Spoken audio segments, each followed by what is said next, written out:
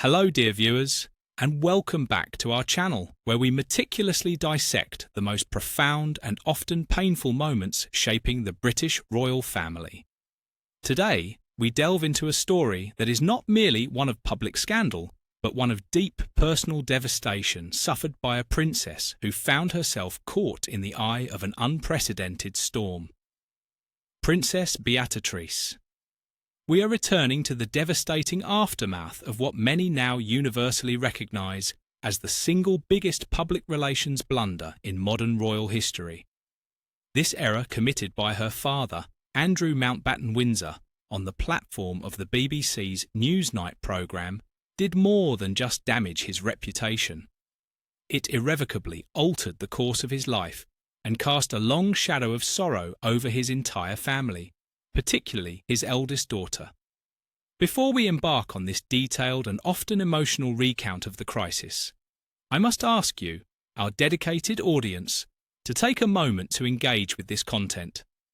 If you value this kind of in-depth royal analysis, please remember to hit that like button, subscribe to the channel, and ensure your notification bell is activated so you never miss one of our comprehensive reports. Your support allows us to continue bringing these detailed accounts directly to you. The genesis of the crisis, a decision that cost everything. The catastrophe we are discussing centres around the now infamous televised exchange from 2019. The Duke of York, identified in reports as the 65-year-old Andrew Mountbatten-Windsor, chose to participate in the Newsnight interview following the death of the convicted sex offender Jeffrey Epstein. The purpose of this interview was ostensibly to clear the air, to offer transparency, and to finally address the persistent damaging speculation regarding his past links and association with the disgraced financier. However, as history has definitively recorded, the outcome was precisely the opposite of the intended damage control. The interview rapidly devolved into what media critics and royal commentators alike labelled an unmitigated disaster. A moment of profound self-inflicted harm that directly led to the Duke's complete withdrawal from public life in the subsequent stripping of his most treasured royal privileges. To understand the personal cost, we must look behind the scenes, specifically at the agonising preparation leading up to that broadcast. This was not a spontaneous decision. It was a carefully planned, though fatally flawed, strategy session. According to detailed reporting from the Mirror, a crucial meeting was convened in advance to meticulously discuss the proposed content, the potential lines of questioning, and the overall narrative approach that the Duke would take. Crucially, Princess Beatrice was present at this highly sensitive gathering, the princess's burden advising her father. The very notion of a daughter sitting in a room advising her father on how to publicly defend his connections to a notorious paedophile speaks volumes about the immense pressure placed upon Princess Beatrice at this time. She was not just a supportive family member. She was viewed as a crucial strategic asset. Sam Mallister, one of the key executives involved in securing and preparing for the groundbreaking interview, later offered a poignant insight into Beatrix's demeanour during those discussions. Mallister revealed the profound difficulty faced by the eldest daughter of the York household. It was, she observed, incredibly hard for Beatrix to witness her father, the Duke of York, actively discussing his relationship with the deeply controversial financier. This context is vital. Beatrice was privy to the full scope of the potential danger, yet she was also bound by filial duty, attempting to guide her father through a labyrinthine public relations nightmare of his own making.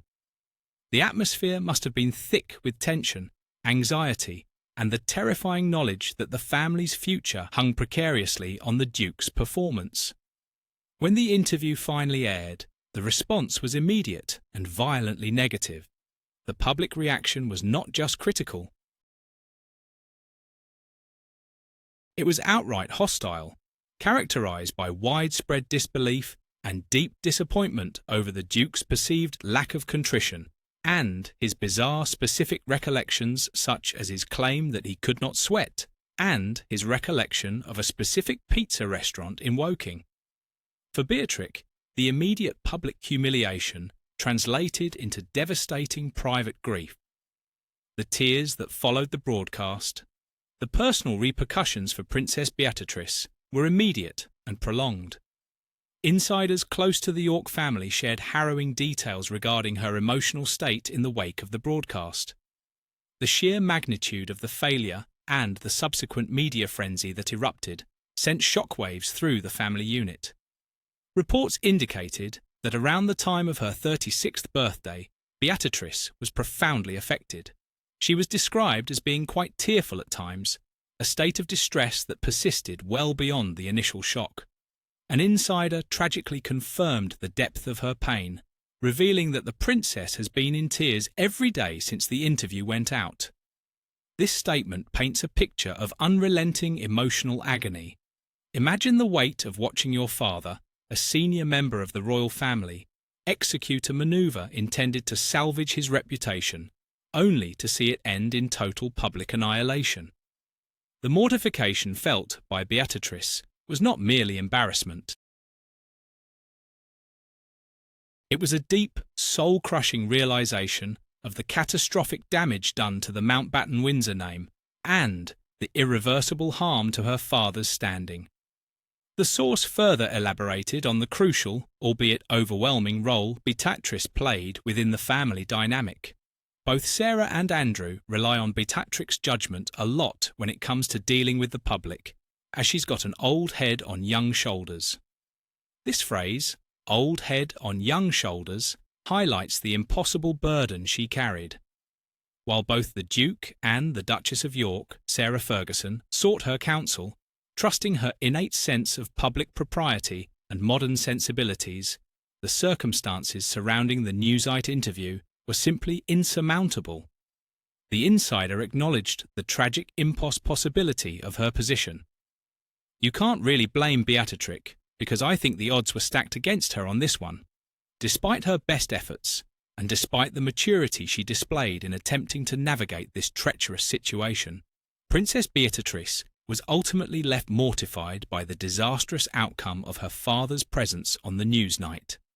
The failure was so profound that no amount of preparation or good judgment could have saved it from its inevitable destructive trajectory.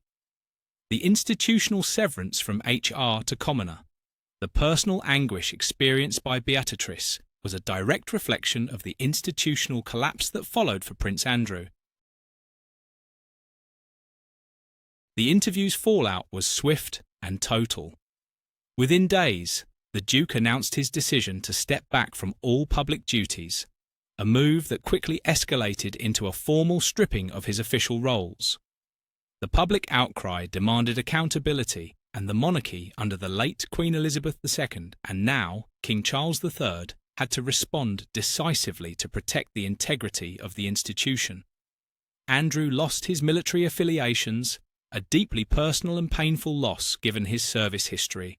He was also stripped of his numerous royal patronages, severing decades-long ties with charitable organisations and institutions.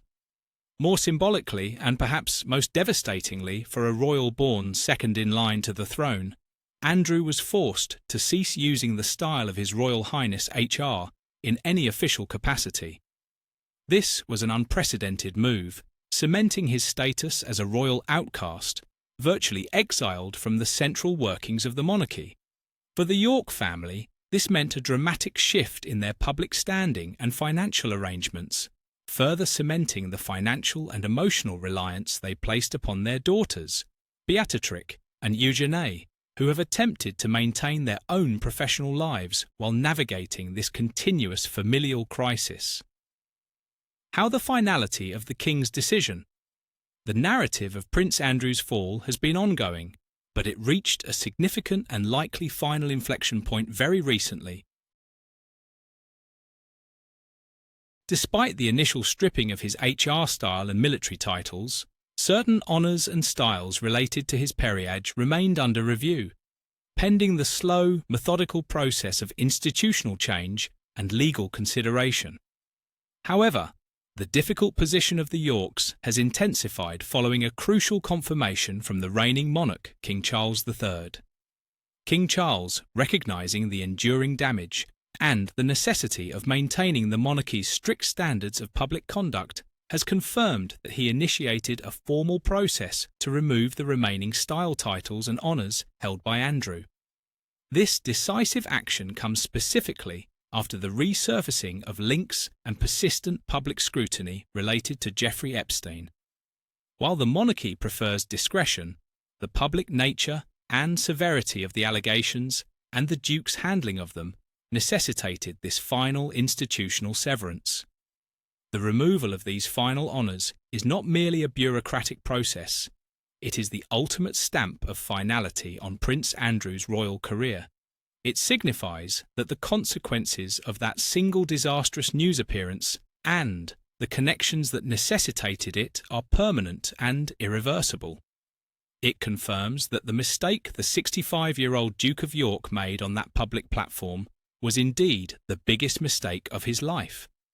A mistake that continues to echo through the halls of the palaces and most painfully in the private life of his daughter, Princess Beatrice. A daughter's loyalty amidst public shame. The tragedy of Princess Beatrix's situation lies in the duality of her existence.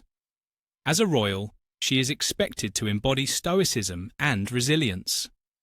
As a daughter, she is forced to watch her father endure one of the most comprehensive public humiliations in royal memory, all while relying on her for emotional and strategic guidance. The burden placed upon her during that pre-in preparation was immense. She was expected to provide a fresh, modern perspective to a generationally entrenched royal who fundamentally misunderstood the public mood and the gravity of his situation.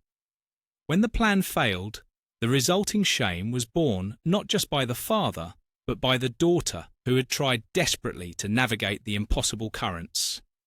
Her tears, reported daily since the broadcast, underscore the profound personal cost of royal scandal. While the public focuses on titles and military affiliations, the family must grapple with the emotional fallout, the isolation, the relentless scrutiny, and the knowledge that a single hubristic decision has fundamentally reshaped their lives. The recent move by King Charles III to formalise the removal of the remaining honours brings a painful closure to this chapter for the institution, but perhaps not for the York family. For Princess Beatrice, it is a confirmation that the difficult position she and her family occupy is now a permanent reality rooted in the consequences of the 2019 interview. This saga serves as a stark reminder that even within the highest echelons of society, personal errors have public consequences, and those consequences often fall hardest on the innocent family members left to pick up the pieces. This comprehensive look into the devastating fallout of the Newsite interview reveals a story of duty, failure, and the deep emotional toll exacted upon a loyal daughter. We have explored the context of Prince Andrew's catastrophic choice, the critical role Princess Beatrice played in the ill-fated preparation, and the profound daily suffering she endured in the aftermath, culminating in King Charles III's recent decisive action to remove the remaining vestiges of the Duke's official life. What are your thoughts on Princess Beatrix's position? Do you believe the sheer weight of the circumstances meant the odds were truly stacked against her? Or could the family have handled the crisis differently? We want to hear your educated opinions on this complex royal situation. Please share your insights in the comments section below. Thank you so much for watching this detailed analysis. If you found this script informative and compelling, please do remember to like this video, subscribe for more in-depth royal reporting, and share this with others who follow the intricacies of the British monarchy. Until our next deep dive,